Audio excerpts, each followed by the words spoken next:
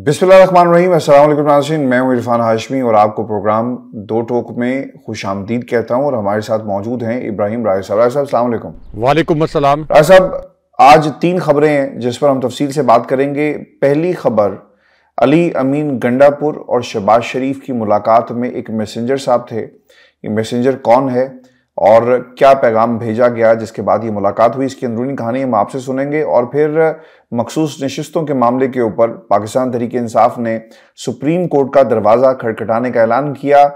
क्या पैगाम है और किस तरह का मुतालबा इमरान खान साहब की तरफ से जो है वो अदालत के सामने रखा गया है। और राय साहब, जो अगली खबर है हमारी, वो पाकिस्तान तहरीक इंसाफ इस वक्त जो खान साहब की किसी दूसरी जगह मुंतकली है इसको देख रही है। और फिर खान साहब को क्या पैगाम भेजा गया, इसके ऊपर इमरान खान ने क्या जवाब दिया है, इसका भी हाल अहवाल जो है आज की इस नशिस्त में जो है हम शामिल करेंगे। लेकिन ऐसा जो सबसे अहम नुकता है, आज पाकिस्तान के अंदर हमने ये मखसूस नशिस्तों का एक ड्रामा देखा और मखसूस नशिस्तों के ऊपर फैसला आ गया है पेशावर हाई कोर्ट का। ये ड्रामे का लफ्ज़ मैंने इसलिए इस्तेमाल किया है, ऐसा भी गलतियां हो रही हैं पाकिस्तान तहरीक इंसाफ की तरफ से, और इन गलतियों का मदावा जो है वो कौन करेगा, इसके ऊपर मुलाकात भी हुई है, वो भी हम आगे चलकर डिस्कस करेंगे क्योंकि खान साहब की मुलाकात हुई है 2 अहम शख्सियात के साथ, इसकी अंदरूनी कहानी भी शामिल करेंगे। लेकिन ऐसा साहब, पेशावर हाई कोर्ट ने ये फैसला दिया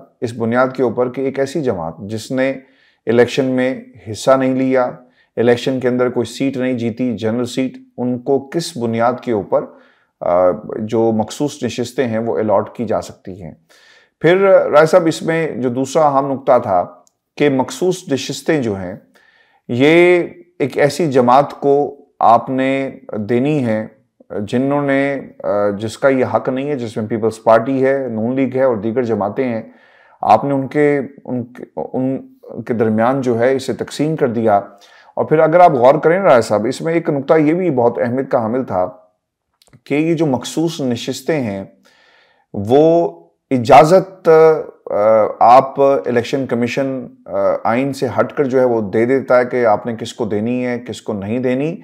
क्योंकि राय साहब, अगर केपी में आप नज़र दौड़ाएं ना, तो नून लीग को और फजल रहमान साहब और पीपल्स पार्टी, इन लोगों को, इन जमातों को जितनी नशिस्तें मखसूस मिली है ना, इतनी तो इनकी जनरल नशिस्तें नहीं हैं। तो फिर किस बुनियाद पर ये मिल रही हैं? ये तमाम चीज़ें बहुत ही अहमियत की हामिल हैं। और अब सुप्रीम कोर्ट जाने का इमरान खान साहब की तरफ से मुतालबा, जो सुप्रीम कोर्ट का लार्जर बेंच, फुल बेंच बनाने की बात की जा रही है। सुप्रीम कोर्ट से क्या फैसला आएगा? अगर पेशावर हाई कोर्ट ने आपके हक में फैसला नहीं दिया, गलतियां हुई हैं पाकिस्तान तहरीक इंसाफ से, इसकी निशानदही हम आगे चल करेंगे। लेकिन ऐसा, ये जो अली अमीन गंडापुर की मुलाकात हुई रेड जोन के अंदर शहबाज शरीफ साहब से, एक बहुत ही पॉजिटिव माहौल के अंदर, क्यों मुलाकात हुई, किसके कहने पर मुलाकात हुई, मैसेंजर कौन था, और ऐसा आप कैसे देखते हैं इस मुलाकात को? देखें हाशमी साहब, ये जो आपने खबर पढ़ी इसके अंदर एक बड़ी दिलचस्प खबर छुपी है। ये खबर भी अपने व्यूअर्स को बताते हैं और एक एक्सक्लूसिव स्टोरी अली अमीन गंडापुर और शहबाज शरीफ की मुलाकात के अंदर असल में क्या हुआ, और शहबाज शरीफ ने ये एक इंतहाई खुशगवार माहौल में अली अमीन गंडापुर की खुशामदे करते हुए ये मुलाकात असल में क्यों की, और इसके अंदर एक मैसेंजर कौन था, इसके मुतल्लिक भी आपको एक दिलचस्प खबर से आगाह करते हैं। क्योंकि शहबाज शरीफ को अली अमीन गंडापुर साहब के मुतल्लिक एक पैगाम पहुंचाया गया और इस पैगाम में शहबाज शरीफ को ये बावर करवाया गया कि पीटीआई ने केपी में 92% से ज़ायद अक्सरियत हासिल की है। जाहिर है कि कौमी असम्बली में भी पीटीआई की असल नशिस्तें 180 थी, अगर मखसूस नशिस्तें मिला ली जाएं तो ये 230 के करीब नशिस्तें थी। उसके बाद जो पंजाब असम्बली है, यहाँ भी पीटीआई की असल नशिस्तें, मखसूस नशिस्तें मिलाकर 245 के करीब थी, और कराची से भी पीटीआई से नशिस्तें छीनी गईं जो 4:57 से लेकर सुबह 6:45 तक ऑपरेशन हुआ था 8 और 9 फरवरी की रात के दरमियान। अब इस पूरी सूरत हाल में शहबाज शरीफ को ये बावर करवाया गया कि पीटीआई इस वक्त सबसे मकबूल जमात तो है, लेकिन अली अमीन गंडापुर जो हैं, ये इमरान खान साहब के जेल में जाने के बाद इस वक्त पीटीआई के एक बहुत बड़े लीडर के तौर पर उभरे हैं। उनकी जो इमरान खान साहब से वफा है, उनकी बहादुरी, इसको लोग पसंद भी करते हैं। और इसी वजह से केपी में जब वो चीफ मिनिस्टर बने तो इसका बड़ा वेलकम भी किया गया।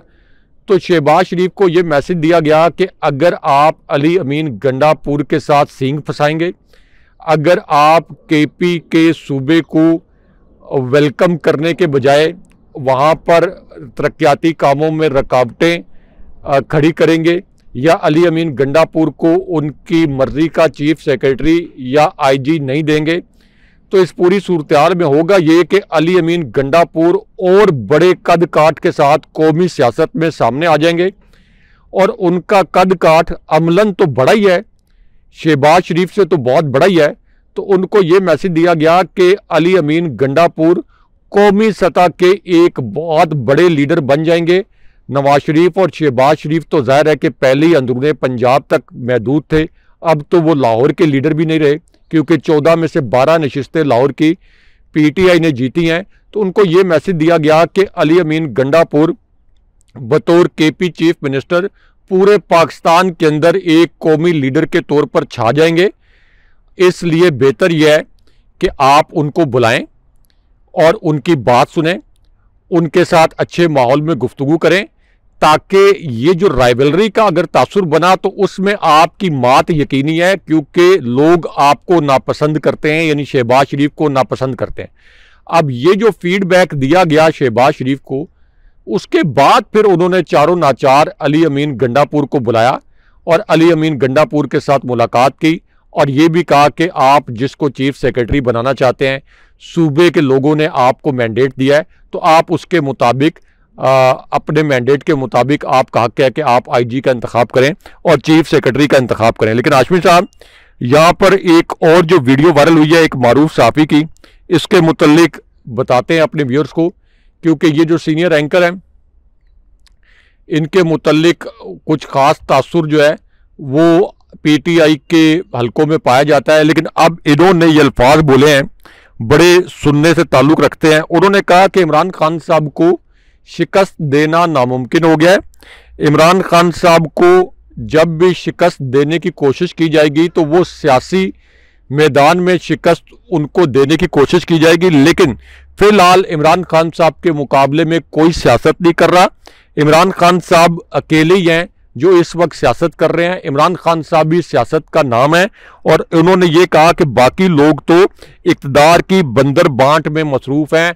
और ये जो अल्फाज हैं ये मारूफ सीनियर सहाफ़ी सुहेल वड़ाई साहब के हैं। उसके बाद एक और वीडियो इस वक्त वायरल है जो कि शीरी मज़ारी साहिबा की बेटी ईमान हाजिर मज़ारी की है। अब ईमान हाजिर मज़ारी जो है वो ये कहती हैं कि जिस तरह से इमरान खान साहब के ऊपर पाबंदी लगाई गई कि ये 2 हफ्ते तक इनसे कोई मुलाकात नहीं कर सकता, उन्होंने कहा कि ये जाली हुकूमत है। इस जाली हुकूमत को कौन अख्तियार देता है कि इन तमाम कैदियों के हुकूक पर डाका डाला जाए जो अडयाला जेल में मौजूद हैं। इनके खून में इमरान खान साहब का खौफ बस गया है। मैंडेट पर डाका डालने वालों को शायद गलत फहमी है कि ये कंपनी चलेगी। अभी इंसान बनने का टाइम फिर भी है, लेकिन बाद में इनके पास से इंसान बनने का टाइम भी निकल जाएगा। अब हाशमी साहब, जो पेशावर हाई कोर्ट का फैसला आया है नशिस्तों के मुतल्लिक, मखसूस नशिस्तों के मुतल्लिक, यानी सुन्नी इत्तेहाद काउंसिल की मखसूस नशिस्तों की दरख्वास्त जिसे मुस्तरद किया गया है, अब इसके 2 पहलू बड़े दिलचस्प हैं जिसको डिस्कस नहीं किया गया।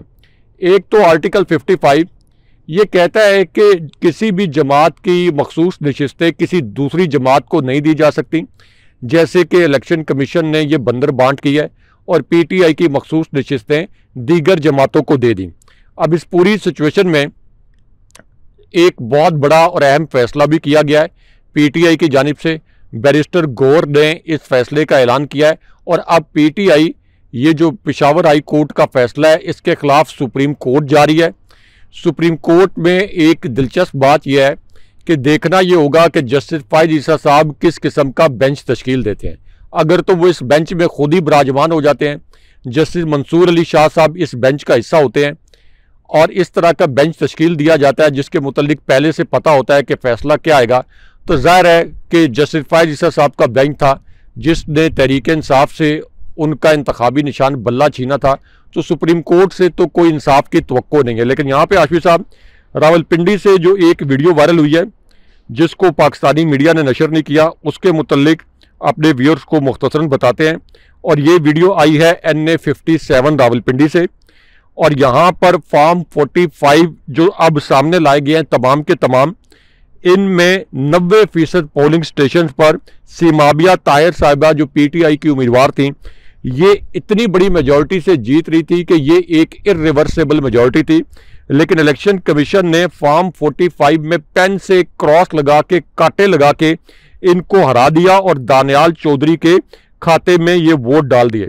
अब इस पूरी सूरत हाल में इमरान खान साहब के साथ जो मुलाकात हुई है वकला की, उस हवाले से भी दो अहम खबरें हैं, क्योंकि 4 वकला जो हैं ये इमरान खान साहब के साथ मिले हैं। इन्होंने ये बताया कि इमरान खान साहब का मोरल भी अप था, इमरान खान साहब की सेहत भी पहले से बेहतर है, और उसके बाद इमरान खान साहब का एक मैसेज भी सामने आया।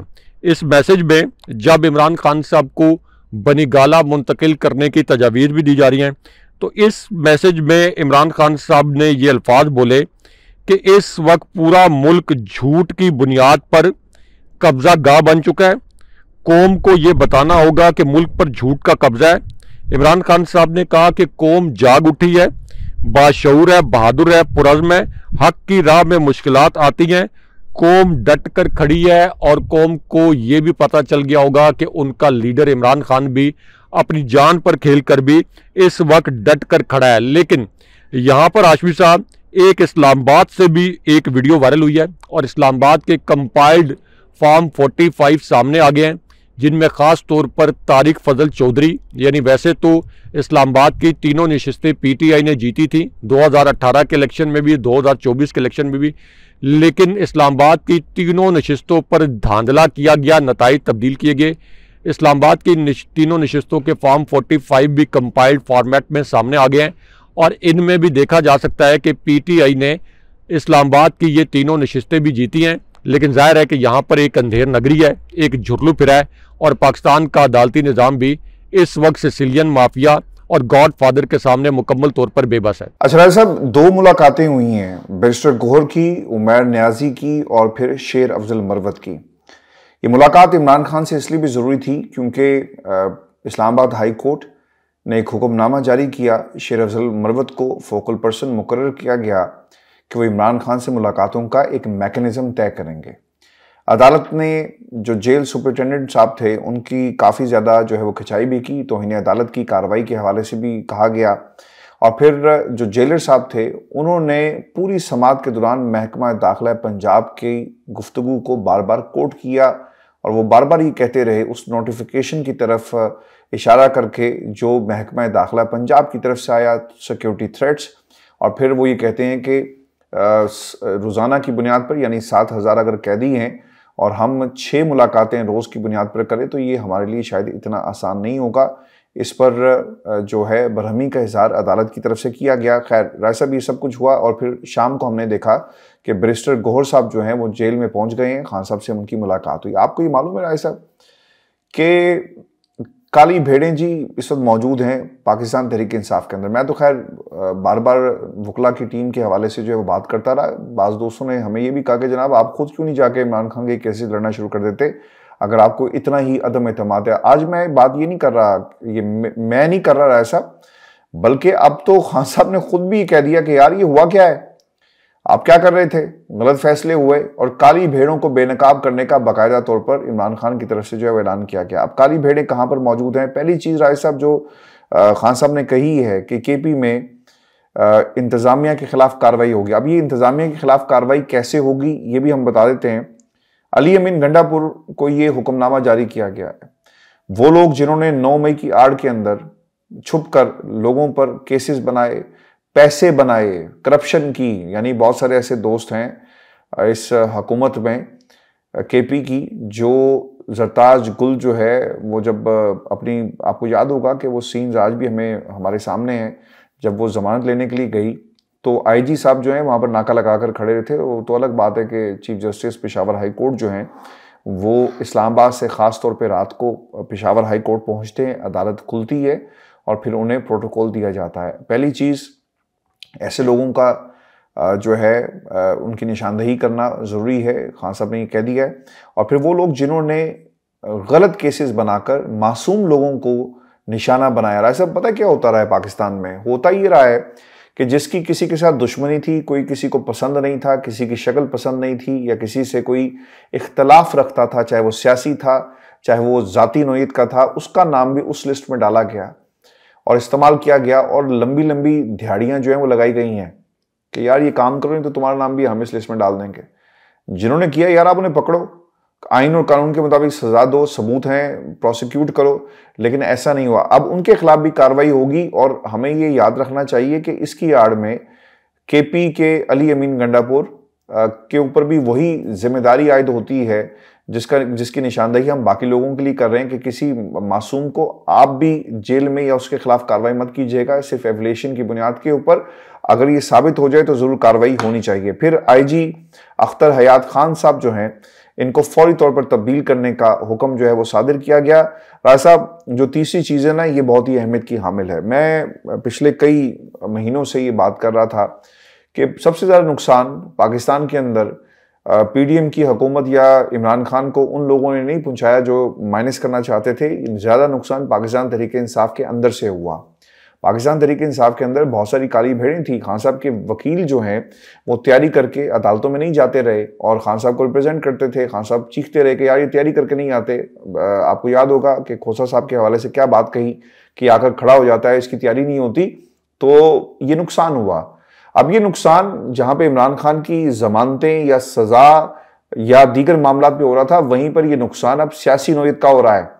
आज जो सवाल उठाया गया है खान साहब की तरफ से कि यार ये मैं तुम्हें कहता रहा हूं कि ये शेरानी ग्रुप के साथ इत्तेहाद करो। सीट एडजस्टमेंट की बात हो गई, उन्होंने सीटें जीत ली, फिर मजलिस वातुल मुस्लिमीन का जिक्र किया गया, लेकिन तुम लोगों ने किसी और के साथ बैठना गवारा किया। अब ये नजरियाती का कॉन्सेप्ट जो है, नजरियाती की बात कहाँ से शुरू हुई और किसने की, इस पर तहकीकात जो है होनी चाहिए।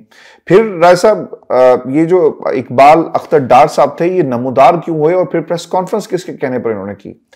फिर ये भी एक मामला है। फिर MWM से इत्तेहाद हो चुका था। खान साहब के अल्फाज हैं कोट अनकोट, उनकी कौमी और सूबाई नशिस्तों के ऊपर जो वो जीत गए थे, फिर उनके साथ इत्तेहाद क्यों नहीं हुआ, ये भी अहम सवाल है। अब लोगों ने ना मजलिस वातुल मुस्लिमीन पे इतराज़ क्या उठाया था कि जनाब ये देखें, ये इसके अंदर एक फिरका वारियत का एक लिबादा ओढ़कर इस जमात को जो है वो आपने पोर्ट्रेट किया।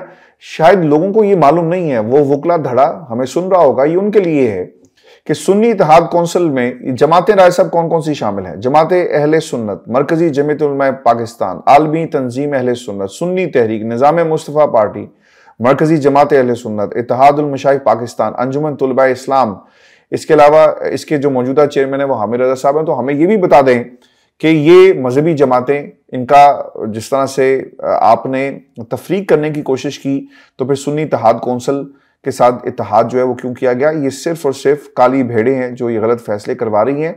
अब राय साहब क्या होगा आगे? क्योंकि जनरल नशिस्तों के ऊपर भी गौहर साहब की बात सच्ची हो गई है और एनए ये जो 81 है गुजरांवाला का कौमी असम्बली का हल्का, वहां से मुस्लिम नून के हारे हुए उम्मीदवार को कामयाब करार दे दिया गया। 7,000 वोट जो ज़ाया हो गए थे, यानी मुस्तरद वोटों की तादाद को 7 से 10,000 करके इनकी जो लीड है उसे 7,000 में कन्वर्ट कर दिया गया। राय साहब, योर टेक। देखें आशफी साहब, एक तो हुसैन नवाज की एक मासूमाना किस्म की वीडियो वायरल है। मासूमाना वीडियो मैं इसको इसलिए कह रहा हूँ कि इन्होंने ये कहा कि मैंने तो कभी ये स्टेटमेंट नहीं दिया कि मैं पाकिस्तान का शहरी नहीं हूँ। अब जैसे ही इन्होंने ये स्टेटमेंट दिया, उसके बाद मरियम नवाज और हुसैन नवाज की 3-4 ऊपर नीचे वीडियोस जो हैं ये वायरल हो गई हैं, जिसमें मरियम नवाज ये खुद कह रही हैं जब हुसैन नवाज को पाकिस्तानी अदालतों ने तलब किया तो उन्होंने कहा कि वो तो बरतानवी शहरी हैं, उन पर पाकिस्तान का कानून का इतलाक नहीं होता। उसके बाद हुसैन नवाज ने खुद कई मरतबा कहा, जब उनसे लंदन में सवाल किया गया कि आप पाकिस्तान क्यों नहीं जाते, आपको अदालतें बुला रही हैं, तो उन्होंने कहा मैं तो बरतानवी शहरी हूँ। तो ये मैं इसलिए कहता हूं कि ये वायसराय हैं, जब ये डील करके हुकूमत में आ जाते हैं तो इस मुल्क में लूट मार करने के लिए वापस आ जाते हैं। उसके बाद जब इनकी हुकूमत ख़त्म होती है तो फिर डील करके यहाँ से अपने करप्शन के केसेस में सजाएं उनको अवॉइड करके दोबारा से भाग जाते हैं। अब आशफी साहब, जो पीटीआई की कोर कमेटी के इजलास का आपने जिक्र किया, इसके मुतल्लिक 2-3 बड़ी अफवाहें फैलाई गई हैं, लेकिन असल में फोकस किस बात पर था और अंदरूनी कहानी क्या है ये भी अपने व्यूअर्स के सामने रखते हैं। क्योंकि 46 दिन हो गया पाकिस्तान के अंदर ट्विटर को बंद किए हुए। इमरान खान साहब का इतना खौफ है कि 46 दिन से ट्विटर को बंद किया हुआ है कि ये फॉर्म 45 मुसद्दका दस्तखत शुदा सामने ना आ सकें। और आज मैं एक आलमी मैगजीन की रिपोर्ट पढ़ रहा था, उस रिपोर्ट में ट्विटर की बंदिश का हवाला दिया गया और ये कहा गया कि इस बंदिश का जो टारगेट है वो सिर्फ एक जमात तहरीक इंसाफ है, जिसने बदतरीन जबर के बावजूद पाकिस्तान में 2/3 अक्सरियत से ये इलेक्शन जीता। और इसी आलमी मैगजीन ने यह भी कहा कि अगर पीटीआई को लेवल प्लेइंग फील्ड मिलता तो पाकिस्तान के अंदर एक ऐसी तारीख रकम हो जाती कि एक जमात कुल नशिस्तों का 90% तक नशिस्तें हासिल करने में कामयाब हो जाती। क्योंकि आशफी साहब, नून लीग ने जो 17 नशिस्तें जीती हैं, आप यहाँ से अंदाज़ा कर लें कि अगर नवाज शरीफ, जो इनके सबसे बड़े नाम नहाद पॉलिटिकल फिगर थे, अगर वो अपनी दोनों नशिस्तें हार गए बुरे तरीके से, तो फिर नून लीग तो 17 नशिस्तें भी नहीं जीत सकती थी अगर पीटीआई के पास बल्ले का इंतखाबी निशान होता। तो अब इस पूरी सूरत हाल में जो तहरीक इंसाफ की कोर कमेटी का इजलास हुआ है, इसमें एक तो इमरान खान साहब के ऊपर जो जाली मुकदमात बनाए गए इसके ऊपर ब्रीफिंग दी गई। उसके बाद ये कहा गया कि साइफर जैसे झूठे मुकदमात के गैर मुनसिफाना और बदतरीन ट्रायल के बाद जो उजलत में इमरान खान साहब को सजाएं सुनाई गई हैं, ये सजाएं ख़त्म की जाएं। उसके बाद इसी कोर कमेटी के इजलास में एक जो अहम तरीन और हसास नुक्ता उठाया गया वो ये था कि एक तरफ तो इमरान खान साहब की जान को शदीद खतरात लाक हैं और दूसरी जानिब ये कहा गया कि इस तरह की इतलात आ रही हैं कि बुशरा बीबी साहिबा की जान को भी खतरा है, उनको पहले भी केमिकल दिया गया था, इसलिए ये कहा गया कि बुशरा बीबी साहिबा को भी सिक्योरिटी फराम की जाए। उसके बाद इसी कमेटी के इजलास में ये कहा गया कि बुशरा बीबी साहिबा को आखिर उनकी मर्जी के खिलाफ बनी गाला में कैद करने की तुक क्या बनती है, मंतक क्या बनती है। जब वो खुद कह रही हैं कि मैं जेल में जाना चाहती हूँ, तो प्रॉबली इसके पीछे पर्पज़ ये है कि खुदा न खास्ता बुशरा बीबी साहिबा को अगर यहाँ को नुकसान पहुँचाया जाए तो ये कहा जाए कि देखें, इनको जेल में तो कोई नुकसान नहीं पहुंचा, ये नुकसान इनको यहाँ पर पहुंचाया गया है। और उसके बाद पीटीआई की कोर कमेटी ने जो फॉर्म 45 है असल, इनके ऑडिट का चैलेंज दे दिया। उन्होंने कहा कि अगर इलेक्शन कमीशन के फॉर्म 45 ठीक है, अगर पीटीआई के पास मौजूद फॉर्म 45 को कोई गलत कहता है तो इसका एक इंडिपेंडेंट ऑडिट करवा लिया जाए। जो भी इसके नताइज आएंगे इंक्वायरी में वो नताइज हमें कबूल होंगे। तो पीटीआई ने इस हद तक इस कोर कमेटी में ऑफर कर दिया है। उसके बाद 2-3 अफवाहें जो हैं ये पीटीआई की कोर कमेटी के मुतल्लिक फैलाई गई हैं। ये जो शेर अफजल मरवत के हवाले से इख्तलाफात पार्टी के अंदर मौजूद हैं, इनको इमरान खान साहब ने पहले भी सेटल करवा दिया था। हर पार्टी के अंदर ये छोटे मोटे इख्तलाफात होते रहते हैं, लेकिन अब पीटीआई की क़यादत ने पैगाम ये जारी किया है कि ये वक्त छोटे मोटे इख्तलाफात का भी नहीं है, बल्कि इस वक्त फोकस सिर्फ ये होना चाहिए कि इमरान खान साहब की इन जाली मुकदमात में रिहाई कैसे करवाई जाए। अच्छा राय साहब, एक तो कोर कमेटी के कुछ मुतालबात हैं, ये 1 बाय 1 हम प्रोग्राम में सुनने वालों के सामने रख देते हैं और इन्हें किसी दूसरी जगह मुंतकिल करने की बात जो है वो भी की जा रही है, क्योंकि खान साहब के हवाले से जो मुलाकातों का सिलसिला था उसे बंद किया गया। और इसके ऊपर जो नुक्ता उठाया गया है वो ये था कि थ्रेट्स हैं, 3 दहशतगर्द जो हैं वो हमने पकड़े हैं और अब हम इस चीज़ को बुनियाद बनाकर इमरान खान की जो मुलाकातों का जो सिलसिला है इसे रोक दिया जाएगा। अच्छा राय साहब, जो पहली चीज़ जो सामने आई है वो है आपकी जो जाली मुकदमात थे बग़ैर सुने आप उनमें सज़ाएं जो है इमरान खान को दे रहे हैं और पाबंद सलासल इसकी एक मजम्मत की गई है और इमरान खान को गैर आइनी सज़ाएं सुनाने के स्याह अदालती फैसलों के खिलाफ अपीलों की कार्रवाई को बिला जवाज ताखीरी हरबों की नज़र किया जा रहा है। इमरान खान को रिहा करने के अहकाम किए जाएं। कोर कमेटी ने बुशरा बीबी की सेहत और ज़िंदगी को लाहक खतरात और उनकी सिक्योरिटी के हवाले से शदीद तहफ़्फ़ुज़ात का इज़हार किया। बुशरा बीबी को फुल प्रूफ सिक्योरिटी फराहम की जाए और उनकी सेहत और ज़िंदगी को लाहक खतरात का फौरी अजाला किया जाए। कोर कमेटी ने पंजाब के मुख्तलिफ हलकों में वोटों की दोबारा गिनती का अमल गैर कानूनी और गैर आइनी करार देते हुए कहा कि नए सिरे से अवाम के मैंडेट पर डाका डालकर तहरीक इंसाफ की आइनी नशिस्तें छीन कर गैर कानूनी तौर पर नून लीग को दी जा रही हैं। पीटीआई की नशिस्तें कैसे छीनी जा रही हैं, ये एक पूरी राय साहब इसके अंदर एक कहानी मौजूद है। उमर अयूब साहब ने इसके ऊपर बताया भी और इसका तज़किरा हम अपनी मुख्तलिफ नशिस्तों के अंदर इससे पहले भी कर चुके हैं। अब खान साहब को दूसरी जगह पर मुंतकिल करने की राय साहब बात की जा रही है और खान साहब के कुछ मुतालबात भी हैं और उन्होंने एक तो इंडिपेंडेंट इंक्वायरी का मुतालबा किया इससे पहले भी 9 मई के हवाले से। और अगर आप गौर करें, पता ही चला है राय साहब कि एक जो अडयाला जेल के अंदर है वो कुछ दहशतगर्दी से निपटने के लिए यानी खदशात के पेश नज़र हंगामी नौयत की मशकें जो हैं वो की गई हैं। हंगामी मशकें जेल के मुख्तलिफ हिस्सों में की गई। मशकों में rangers, bomb disposal squad, police और रेस्क्यू 1122 की टीमों ने हिस्सा लिया।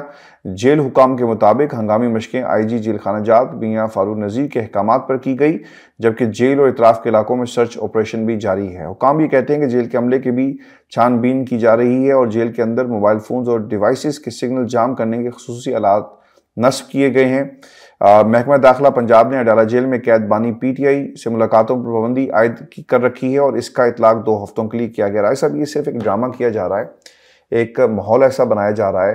पूरे मुल्क की सिक्योरिटी को आपने अडाला जेल पर लगाकर ये साबित करने की कोशिश कर रहे हैं कि शायद यहाँ पर हमला हो जाए। अल्लाह सबको अपने हिफ्ज़ व ईमान में रखे, अल्लाह खैर करे और मुल्क को ऐसे दुश्मन अनासिर से जो है वो दूर रखे।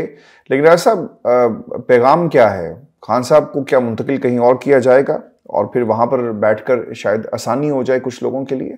देखिए आशफी साहब, एक तो सेनेट के हवाले से भी एक अहम खबर है क्योंकि सेनेट का जो इलेक्शन होना है उसमें इमरान खान साहब के साथ मशावरत बड़ी ज़रूरी है क्योंकि सेनेट की 6 नशिस्तों पर जो ज़िमनी इलेक्शन हुआ है यहाँ पर तो ऑब्वियस था पीपल्स पार्टी को 4 नशिस्तें दे दी गई हैं, नून लीग को 1 नशिस्त दी गई है और जेयूआई को 1 नशिस्त मिली है। और यूसुफ रज़ा गिलानी जो है जिन्होंने अपनी सेनेटर की सीट खाली की थी, कौमी असम्बली में वो आए थे, अब उनको दोबारा से सेनेटर मुंतखब किया गया। अब इस पूरी सूरत हाल में इमरान खान साहब के ऊपर जो पाबंदी लगाई गई मुलाकातों के हवाले से या मशावरत के हवाले से, उसका एक मकसद ये भी था कि इमरान खान साहब के साथ जो सेनेट का इलेक्शन आ रहा है बहुत इम्पोर्टेंट, जहां पर पीटीआई ने अब अपने उम्मीदवार नामजद भी किए हैं जिनमें यास्मीन राशिद साहिबा भी शामिल हैं और पीटीआई की कोर कमेटी में तमाम लोगों ने जिनको नामजद किया गया उन्होंने दूसरों के लिए जगह खाली करने के लिए भी कहा रज़ाकाराना तौर पर। तो एक तो इस मशावरत को रोकना इसका मकसद था और दूसरा मुराद सईद का एक और बड़ा तशवीशनाक पैगाम सामने आ गया है। मुराद सईद जिनका सिर्फ इतना कसूर था कि जब पाकिस्तान में दहशतगर्दी ने पंजे गाड़ने शुरू किए तो उन्होंने इसके मुतल्लिक पॉइंट आउट किया कि दहशतगर्दी वापस आ रही है तो उनको पाकिस्तान का मतलूब तरीन दहशतगर्द बना दिया गया, उनके खिलाफ क्रैकडाउन किया गया। अब उन्होंने ये इंकशाफ किया है एक ताज़ा तरीन अपनी ट्वीट में और उन्होंने ये कहा है कि इमरान खान साहब को जब जमान पार्क से गिरफ्तार करने की कोशिश की जा रही थी तो ये गिरफ्तारी की सिर्फ कोशिश नहीं थी।